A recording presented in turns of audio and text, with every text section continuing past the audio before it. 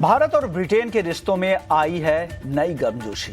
क्या कुछ हो रहा है, क्यों कीर स्टारमर यूके के पीएम यहां आए हैं और क्या आगे की प्लान्स है, क्या कुछ चर्चा हुई है, क्या विषय है, तमाम मुद्दों पे आज चर्चा होगी।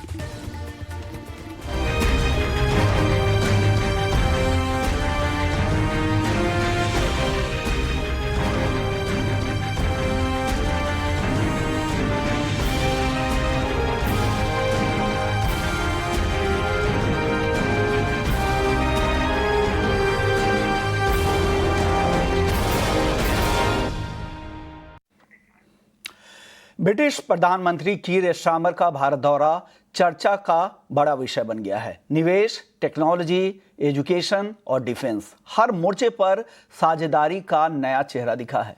468 मिलियन डॉलर की मिसाइल डील से लेकर आर्टिफिशियल इंटेलिजेंस, क्लीन एनर्जी तक, ये यात्रा सिर्फ कूटनीतिक नहीं बल्कि नई आर्थिक रणनीति की शुरुआत है। लेकिन बड़ा सवाल ये है कि क्या ब्रिटेन को भारत की बढ़ती ताकत में दिख रहा है अपना भविष्य, और क्या ये ट्रेड डील वाकई दोनों देशों के लिए गेम चेंजर साबित होगी। इन सभी सवालों पर चर्चा करेंगे। हमारे साथ पूर्व राजनयिक सुरेश गोयल साहब हैं, foreign affairs expert Sanjeev Srivastava हैं और इकोनॉमिस्ट मिताली निकोरे जी भी हैं।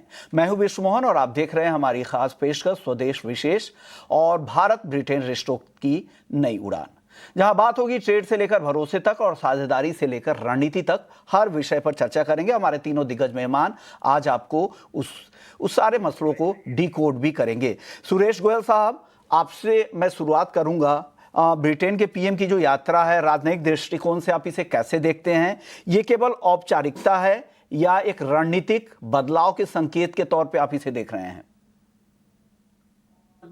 देखिए, मैं आपने जो कहा कि रणनीतिक बदलाव, स्ट्रैटेजिक टर्बुलेंस, स्ट्रैटेजिक एडजस्टमेंट, मैं समझता हूं कि जो ये विजिट हो रही है, ये उस दौर पर है कि जहां पर भारत और यूके के बीच में जो एक चली आ रही थी पिछले कुछ दशकों से, कहते थे कि रणनीतिक साझेदारी है, स्ट्रैटेजिक रिलेशनशिप है, वो मेरे ख्याल से सही रूप ले रही है और सही मायनों में अब वो एक स्ट्रैटेजिक दायरे में आ गई है ये। और इसकी वजह मैं समझता हूँ ना खाली ये भारत का एक बढ़ता हुआ आर्थिक प्रभाव है, भारत की इकोनॉमी का या भारत की स्थान का। मैं समझता हूँ कि जो आजकल यूरोप में हो रहा है, जो आजकल टर्बुलेंस शुरू हो गई है यूरोप में, विश्व में, जहां पर कि एक जो पहले के जो भरोसे वाले दायरे, भरोसे वाले समझोगे कि पिलर्स थे, स्तंभ थे, वो अब अपनी जगह पर नहीं है ये। और यूरोप में भी इसीलिए मल्टीपोलराइजेशन हो गया है। ये अलग-अलग तरीके से देश सोच रहे हैं। तो उस वजह से मैं समझता हूँ कि यूके भी देख रहा है कि उसको अपनी ये साझेदारी भारत के साथ में उसके लिए भी खासा महत्व रखती है। तो जी हाँ, आज शॉर्ट में मैं यही कहूँगा कि जो आपने कहा, ये एक रणनीति साझेदारी का प्रभाव है और उसका रूप है ये। जी। हमारे साथ है फॉरेन अफेयर्स एक्सपर्ट भी है संजीव जी। आपसे मैं इस चर्चा से ही शुरुआत करूंगा जो गोयल साहब कह रहे थे कि, और दूसरा ये कि आप ब्रिटेन की इकोनॉमी को देखें तो वहां की जो इकोनॉमी की जो ग्रोथ रफ्तार है वो काफी धीमी दिख रही है, सुस्ती दिख रही है। तो क्या इस तरह भारत के साथ की जो ये साझेदारी है ये उनकी आर्थिक मजबूरी है, या जैसा पहले भी हम कह रहे थे कि रणनीतिक चतुराई के तौर पर इन्हें देखना चाहिए? देखिए, यकीनन जो भारत और यूनाइटेड किंगडम के बीच में ये जो सहमतियां बनी हैं, ये जो समझौते हुए हैं, उससे हमारी जो स्ट्रेटजिक पार्टनरशिप है वो और अधिक गहरी और मजबूत हुई है। और इसका जो दायरा है अब वो बढ़ता जा रहा है। और जैसा कि गोयल साहब ने कहा कि ये जो स्ट्रेटजिक पार्टनरशिप है, जिसे हम अब कहते हैं कॉम्प्रिहेंसिव स्ट्रेटजिक पार्टनरशिप, ये अपना पूर्ण आकार लेने की तरफ बढ़ रही है। और इस यात्रा के दौरान जैसा कि आपने देखा कि trade, technology, connectivity, education, AI जैसे जो एडवांस टेक्नोलॉजीज हैं, उनके ऊपर भी भारत और ब्रिटेन अब गहरे तरीके से कोलैबोरेट करने जा रहे हैं। और दोनों के बीच में पहले ही एक comprehensive economic and trade agreement जुलाई में ही सेटा हो चुका है और इसके माध्यम से भी ये जो आपसी जो कोलैबोरेशन है, इकोनॉमिक कोलैबोरेशन और अधिक गहरा और मजबूत होगा। और अगर आप एआई के फील्ड में कोलैबोरेशन को देखें, डिजिटल पब्लिक इंफ्रास्ट्रक्चर हो, डिफेंस इंडस्ट्रियल रोड मैप हो, उस दिशा में भी दोनों देशों के बीच में एक अब विजन की बात होने लगी है। विजन 2035 की ये बात करने लगे हैं। 2030 तक जो बायलैटरल ट्रेड अभी $56 बिलियन तक का है, उसको डबल भी करने का एक लक्ष्य है। तो ये जो आपसी जो सहमतियां हैं, जो विजन है, ये जाहिर है कि ब्रिटेन को काफी लाभकारी साबित होंगे। और जैसा कि ब्रिटेन के प्राइम मिनिस्टर स्टामर ने कहा कि ये जो पोस्ट ब्रेक्जिट भारत के साथ उनकी जो ये डील्स हो रही हैं, वो ब्रिटेन के लिए सबसे महत्वपूर्ण है। और ब्रिटेन जाहिर है कि ये चालाकी तो मैं नहीं कहूंगा, लेकिन मैं अवश्य ये कहूंगा कि ये संभावनाओं की जो एक बड़ी तलाश में ब्रिटेन के जो नेता हैं, प्रधानमंत्री हैं, वो आए थे और वो संभावनाएं जरूर भारत से उनको पूरी होती हुई दिखाई दे रही हैं। और भारत में अपार संभावनाएं हैं। भारत और ब्रिटेन के बीच में अनटैप्ड पोटेंशियल्स हैं। और जैसा कि हम जानते हैं कि अब एजुकेशन के फील्ड में भी ब्रिटेन की जो यूनिवर्सिटीज हैं, 9 यूनिवर्सिटीज जो ब्रिटेन की प्रोमिनेंट यूनिवर्सिटीज हैं, वो अपने कैंपसेस भारत में खोलने जा रही हैं। तो हर एक क्षेत्र में जो एक साझेदारी है वो गहरी हो रही है, जिसे कि हम रियल टर्म में, रियल तरीके से कहते हैं कि स्ट्रेटेजिक पार्टनरशिप, जिसमें कि डिफेंस भी है, डिफेंस और सिक्योरिटी भी है, इकोनॉमी भी है, ट्रेड भी है, टेक्नोलॉजी भी है, एजुकेशन भी है। तो ये जो पार्टनरशिप का जो रियल जो स्वरूप होता है किसी भी देश, दो देशों के बीच की पार्टनरशिप का, कंप्रिहेंसिव पार्टनरशिप का, अब वो आकार लेता हुआ दिखाई दे रहा है, जो कि बड़े शुभ संकेत हैं। और इससे ब्रिटेन को बड़ा लाभ होगा। ब्रिटेन की अर्थव्यवस्था जाहिर है कि स्लो है, अच्छा परफॉर्म उतना जितना एक्सपेक्टेड था उतना वो कर नहीं रही है।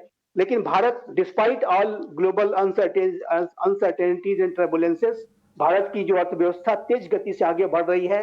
टॉप जो है इकोनॉमी है, सबसे तेज गति से बढ़ती हुई मेजर इकोनॉमी है भारत। तो ऐसे में ब्रिटेन को इससे बड़ा लाभ होगा। ब्रिटेन जाहिर है कि भारत का जो सबसे बड़ा एक डेमोक्रेटिक मार्केट है, वो भी ब्रिटेन उसको अपने लिए यूटिलाइज करना चाहेगा।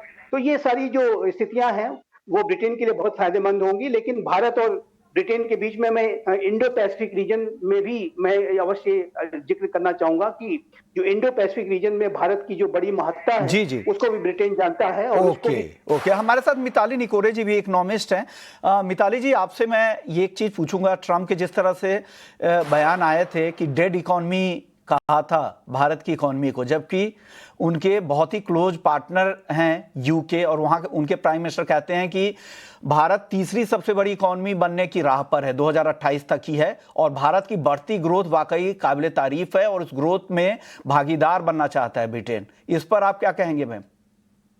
जी, बिल्कुल। एक तो मुझे इस चर्चा में शामिल करने के लिए बहुत धन्यवाद।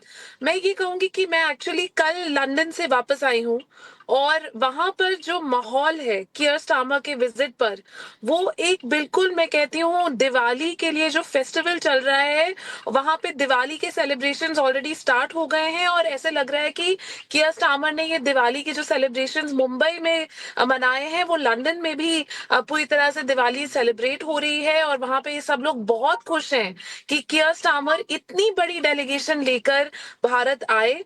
और वहाँ पे लंदन के मेयर जो है सादिक खान, वो भी एक तरह से बहुत ही सपोर्ट में है ऑन दिस इशू कि भारत और यूके और ज्यादा क्लोज आए, साथ में काम करें।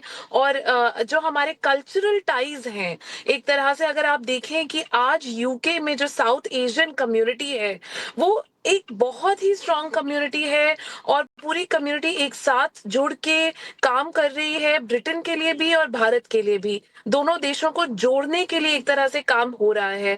और भारत का जो एक इकोनॉमिक दबदबा है, वो बिल्कुल सारे लोग जो हैं इंडस्ट्री के और एकेडेमिया के और जो वहाँ पे यूनिवर्सिटीज में काम करते हैं, उन सबको बहुत अच्छे से एक समझ है कि भारत की इकोनॉमी बहुत अच्छा कर रही है, ऐसे कुछ सेक्टर्स हैं जहां पे भारत एक तरह से बहुत ही एक दुनिया की लीडरशिप पोजीशन में है।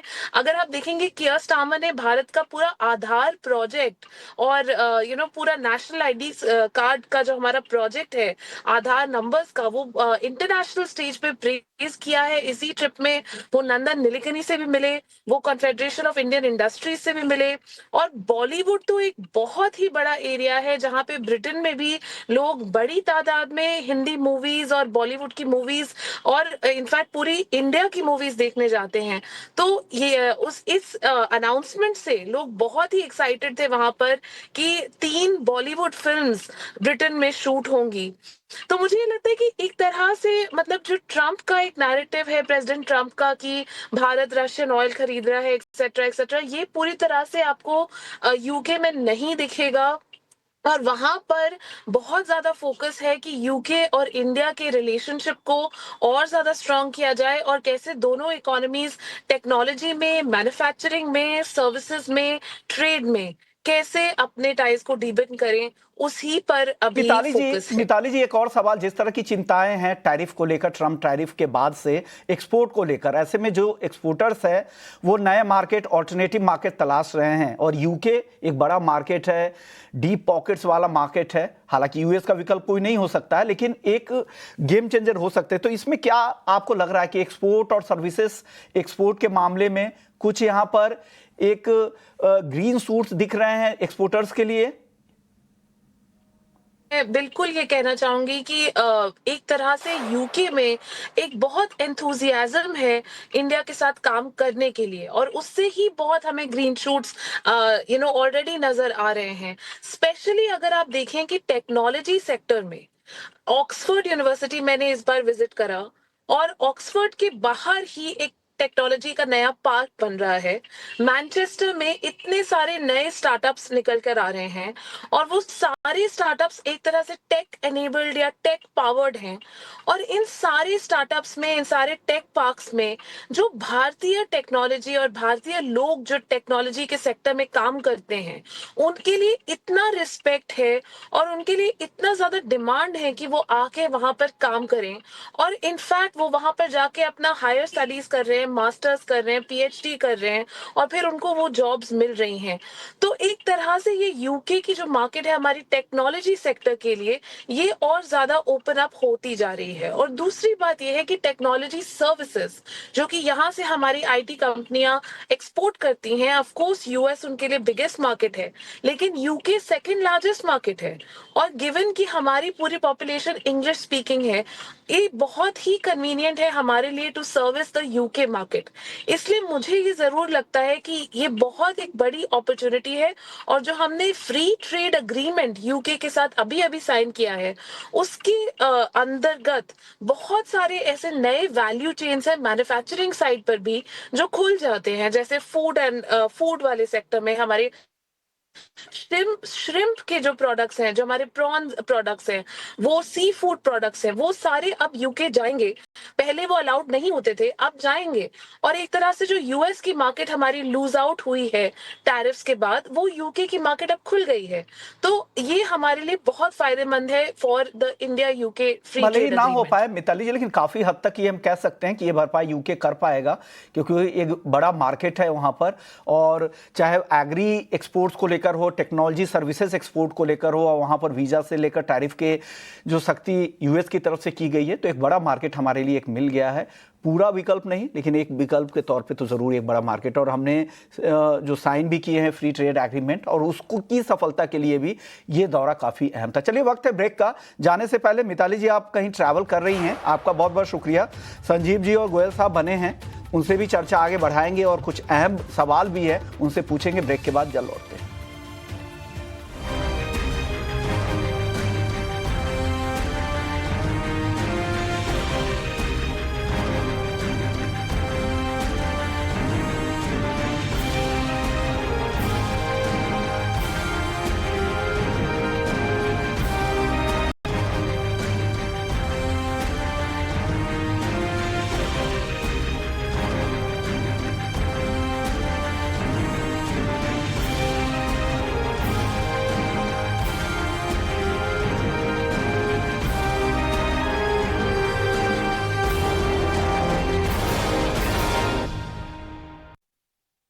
ब्रिटेन से व्यापार भरोसा पार हमारी खास पेशकश स्वदेश विशेष में आज आप चर्चा देख रहे हैं।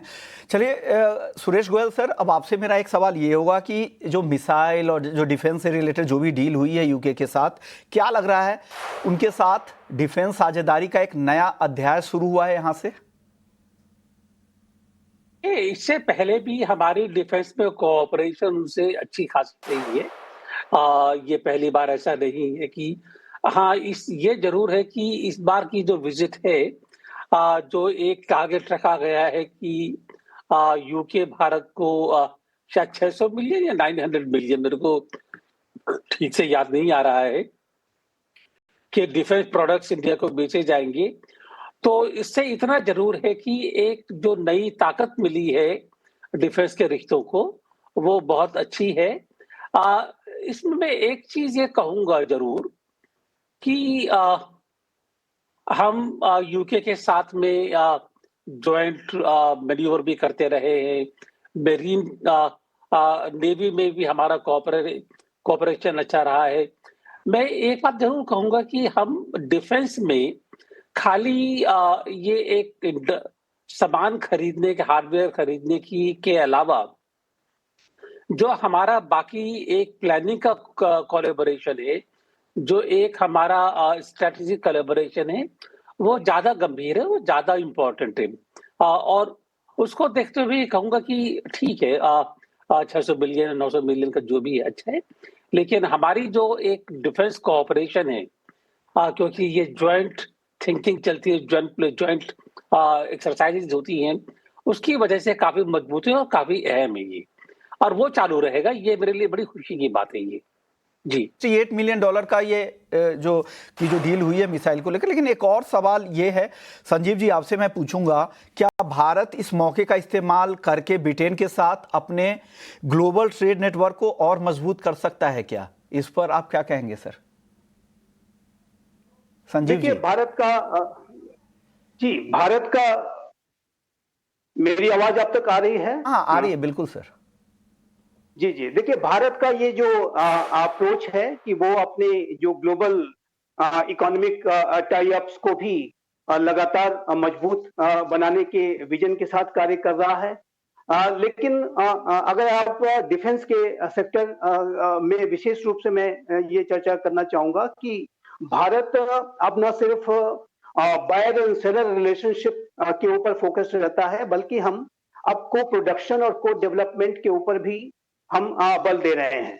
और हम भारत ये चाहेगा कि जो यूके के साथ हमारा जो डिफेंस कोलैबोरेशन हो, उसमें R&D पर बल हो, को प्रोडक्शन को डेवलपमेंट के ऊपर भी फोकस हो। आज का ये जो नया भारत प्राइम मिनिस्टर श्री नरेंद्र मोदी के नेतृत्व का है, वो make in India and make for the world के विजन के साथ भी कार्य करता है। जैसा कि आपने देखा कि हमने ब्रह्मोस मिसाइल रशिया के कोलैबोरेशन में बनाई, लेकिन अब वो जो मिसाइल्स हैं वो हम पूरे जो हमारे जो भी मित्र राष्ट्र हैं उनको भी हम प्रोवाइड करा रहे हैं, उनको भी एक्सपोर्ट कर रहे हैं। और भारत जाहिर है कि इससे भारत का जो डिफेंस ट्रेड है वो भी आगे बढ़ रहा है। तो भारत का मैं एक सवाल यहाँ पे ऐड करना चाहूंगा संजीव जी, क्या ज्यादातर जो डिफेंस के होते अभी भी हम टेक्नोलॉजी में काफी पीछे हैं, इंजन के लिए हम दूसरे देशों पे डिपेंडेंसी हमारी बहुत ज्यादा है, क्या हम एक हार्डवेयर इंपोर्ट जैसा सुरेश गोयल सर कह रहे थे, या फिर यहाँ पर असेंबलिंग यूनिट गराज ज्यादा बनकर रह जाते हैं, मेक इन इंडिया के नाम पे असेंबलिंग ज्यादा यहाँ पर होती है? नहीं, देखिए भारत अब कैचअप कर रहा है और हम जरूर अपने लक्ष्यों को हासिल करने की तरफ हम बढ़ रहे हैं, मेरा ऐसा स्पष्ट रूप से मानना है। और आज का जो भारत है वो पूरे विश्वास के साथ, आत्मविश्वास के साथ, इसको हम कहते हैं self reliance in defence production, इसके विजन के साथ भी कार्य कर रहा है। आत्मनिर्भरता का हमारा एक विजन है और जरूर पिछले दशकों में प्रगति हो सकती थी और कहीं न कहीं हम पीछे जरूर रह गए हैं, लेकिन मेरा ऐसा मानना है कि वी विल कैच अप।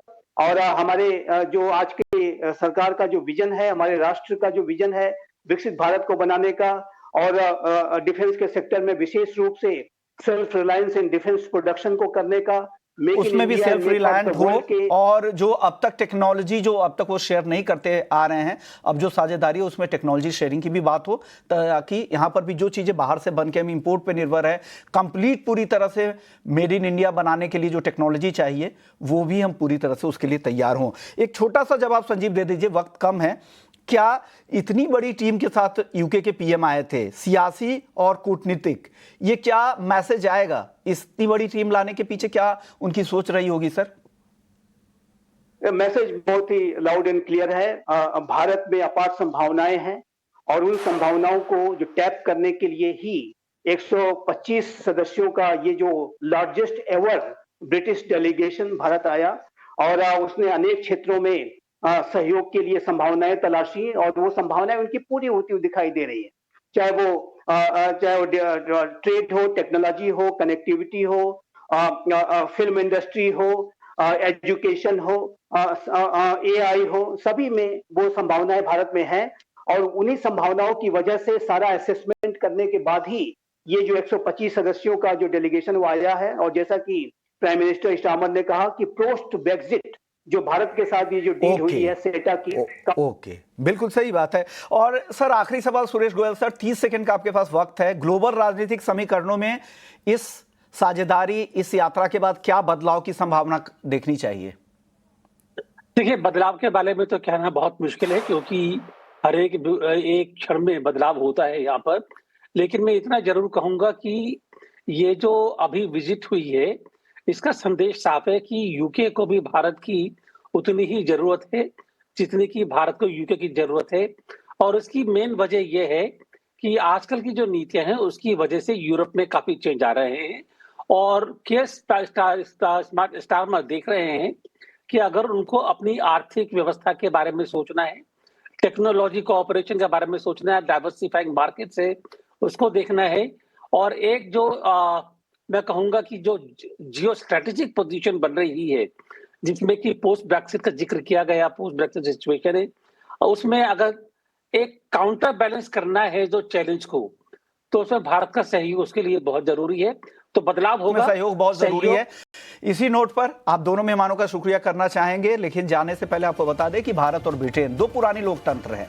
एक नई दिशा, ये दौरा सिर्फ समझौते का नहीं बल्कि चेंजेस के भरोसे का प्रतीक है। आने वाले सालों में एजुकेशन, इनोवेशन और रक्षा सहयोग इन रिश्तों को और भी गहराई देगा। ब्रिटेन भारत की ताकत को पहचान रहा है और भारत की ग्लोबल मंच पर अपना प्रभाव तेजी से बढ़ा रहा है। यही है नए भारत की, नए साझेदारी की कहानी। तो देखते रहिए ईटी नाउ स्वदेश, जहां हर मुलाकात से निकलती है नीतियों की नई दिशा और इकोनॉमी को लेकर नई पहचान। इसी नोट पर इस शो को यहीं समेटते हैं। बाकी खबरों के लिए आप बने रहिए हमारे साथ।